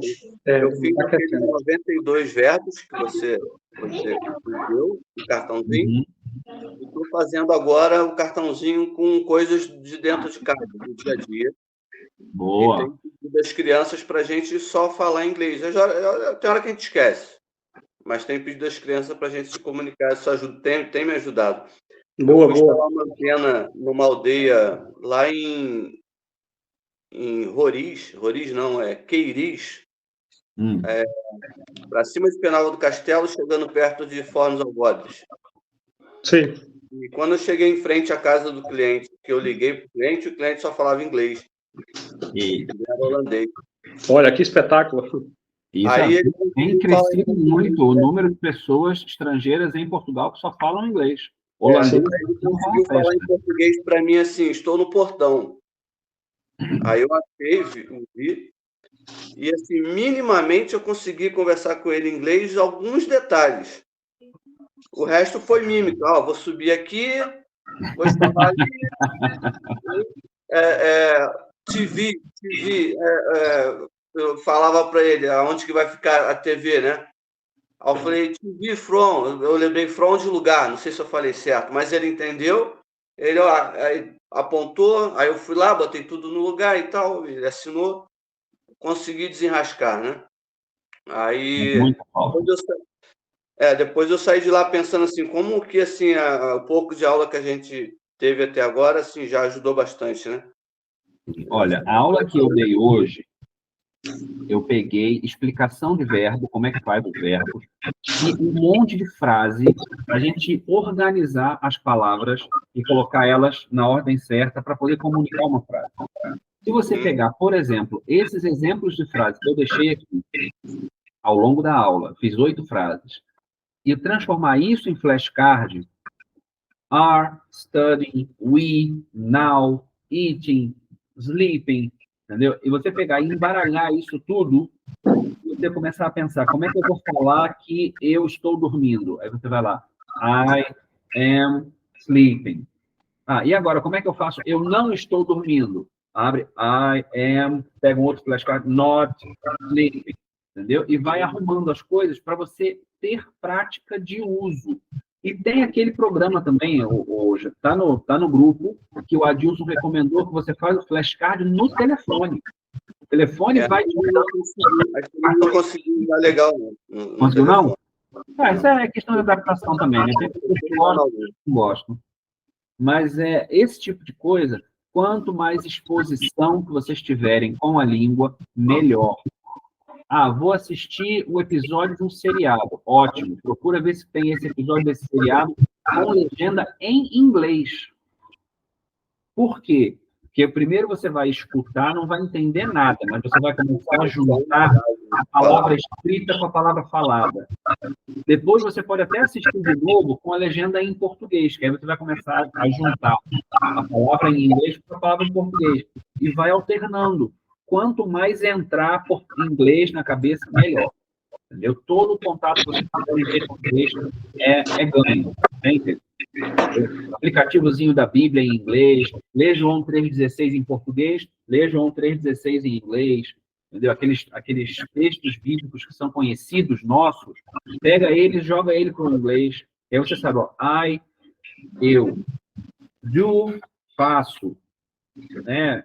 Like, want, que eu não quero, isso eu faço. What I don't want, this is what I do. E a gente começa a pegar uma na outra e funcionar a coisa.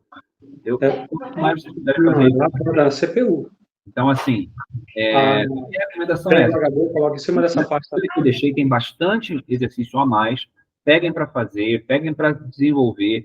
E na semana que vem, se Deus quiser, que tenha aula de novo. Se no meio da semana tiverem dúvida, pô, Eduardo, não soube fazer isso aqui, manda mensagem. Talvez eu não consiga responder na mesma hora, mas depois eu respondo, entendeu? Eu não estou acessível para vocês só no sábado, estou acessível durante a semana.